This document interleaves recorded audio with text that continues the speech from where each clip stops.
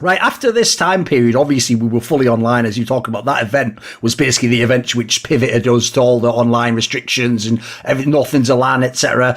How would you describe the online period for Mad Lions? Because it seems like the problem is you guys never like broke through the next level. People were waiting for you to become like an actual top 10 team and be in all the other big ESL tournaments and stuff, and something got stuck. What happened? Obviously, eventually the lineup changed, but what happened with this first run, do you think? I think like we had a really good opportunity at IM Katowice where it was just really good teams, and it was the first big LAN for I think almost every one of us. And I think like I had a problem with my wrist back then, and I couldn't really play as much as I wanted to, and that really hurt me a lot. And I think if like I'm in a like my role in the team is just really crucial. I have a lot of responsibility, and if I'm not stepping up individually at all, then I feel like it can easily impact the team in a really negative way. And then on top of that, we didn't really have hunt and fragging as well. So like hunt and fragging kind of meant that we always had someone, like everyone, like one of us had always had to have like a bang of a game, or like two or three of us had to, like we couldn't, there wasn't room for two guys to fall through the roof, so. I mean, and I kind of did. I think in the big events, my experience wasn't that good. I was really nervous. I remember back in the lands, especially I am Katowice against big teams. I was like, I didn't have a lot of confidence going into the games, and I was really nervous, and I didn't really feel that I was at a good place in my career, like individually, because of my wrist and all these kind of things. So, I mean, I think like those kind of things together kind of put us in a pretty bad spot to not break it through, because Bobsky, Shush, and Echo was just playing like really good and were really consistent back then, I remember. So I think it kind of like ended up with me and kind of being like the main cause of it. I think of course we didn't really have that long of a period together in the end. I think when we actually started to become 11 in the world, I think that's when we, after Katowice, I think that's when we replaced Hunt with the Ceylon and went to Flashpoint.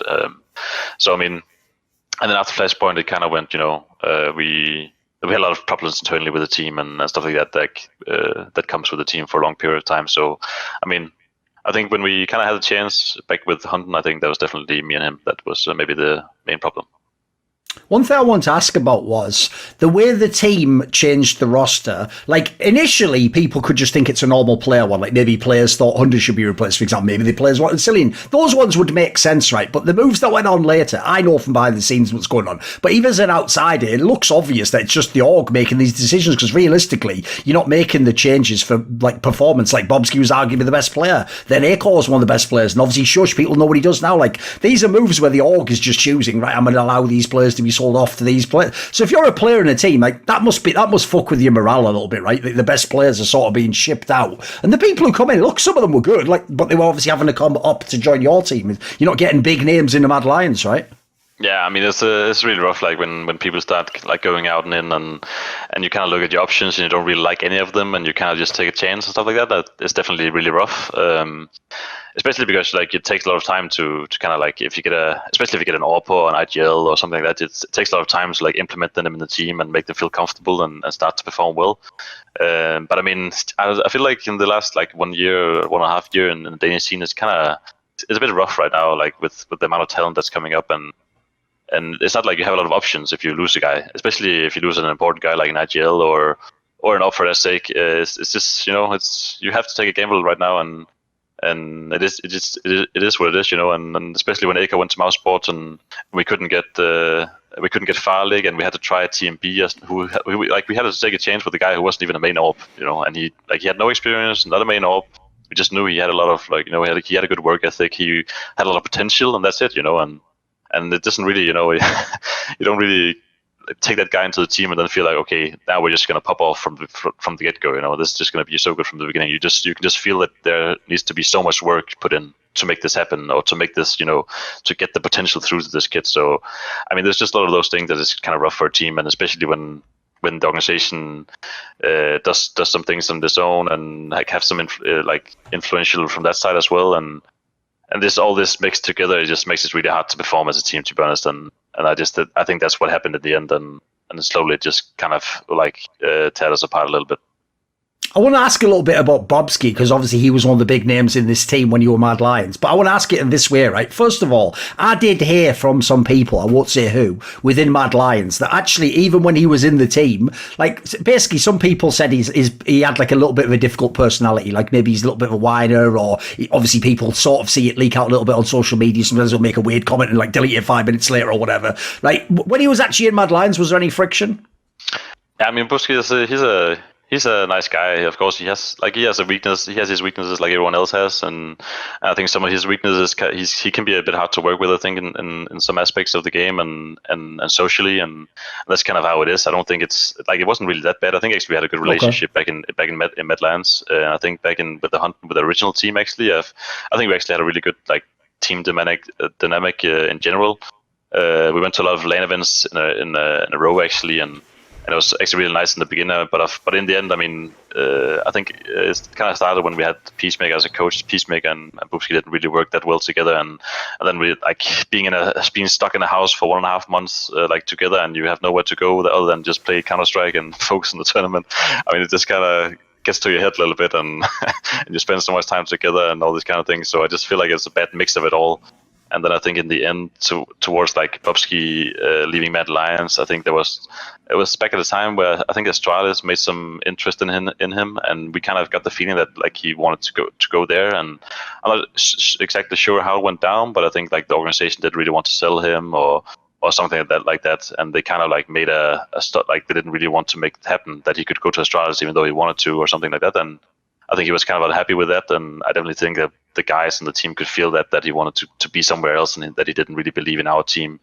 And I think it was like kind of a mix of those things that kind of made us not want to play with him, and him kind of wanting to move on in some way. But I mean, I think like I'm talking to him sometimes, and I think he learned a lot in Astralis of how to work in a team environment and what it requires and all these kind of things, because I think that's kind of what he needs to learn a lot and where he can improve a lot. But I think he learned a lot of things being in Astralis for sure.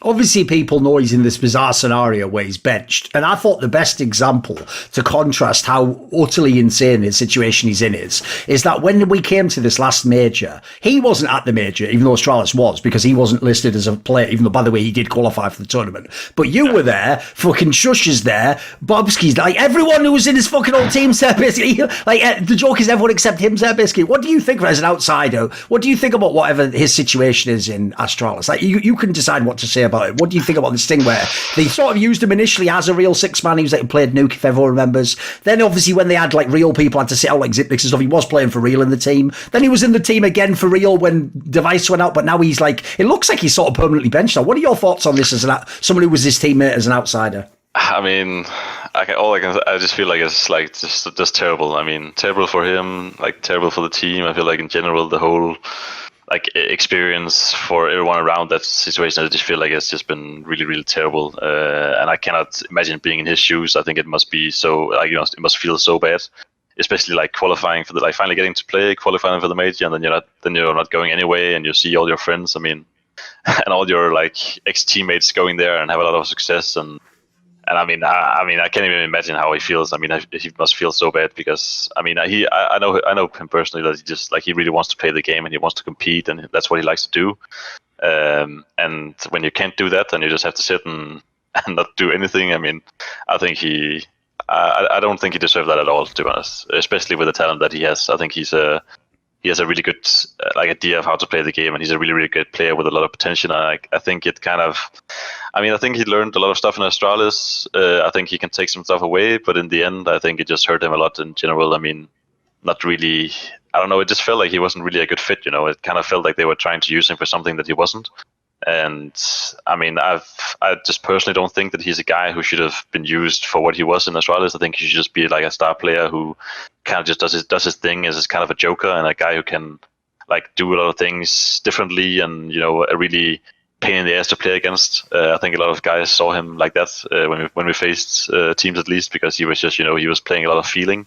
And he was just, feeling out the game and doing what he wants. And of course, sometimes it doesn't pay off, but most of the times it actually did. And I think it's just really powerful for a team to have a guy like that. And it's just a shame that he couldn't really get to do that in Astralis. And yeah. One of the players from the Flashpoint 2 win that I thought really actually used that tournament to make himself known was Shush, because before that he was actually, like his name, actually one of the quietest members of the team. And actually I think, first of all, he got a little bit of hype then, and obviously in Heroic, like sky's the limit. They've been all these finals, winning tournaments, whatever, the major relevant. How would you describe this player? Because he's someone where I don't think actually I heard any hype about this player when he was even in that period of time, but it seems like he's got his own strengths. Like some of the things he does in the game, he's very good at. How would you describe him as a player or teammate or whatever? I mean, Shush is a really, really great player, actually. He's a really great guy to have on a team. He's really positive. He doesn't cause a lot of tension or issues. He can I feel like he's the kind of guy who can work with almost anyone. He works really good in a team environment and all those kind of things. He knows, he's very professional. He knows what he needs to do, and he does the work.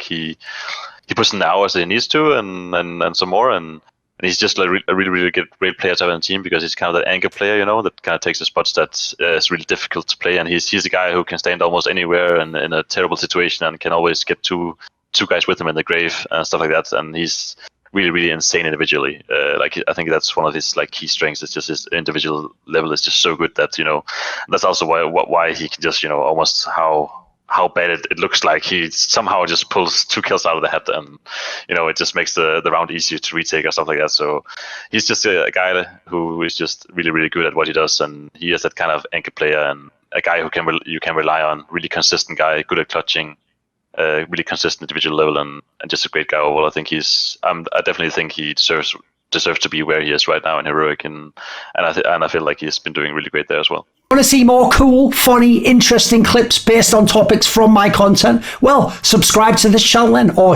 be a pleb and don't.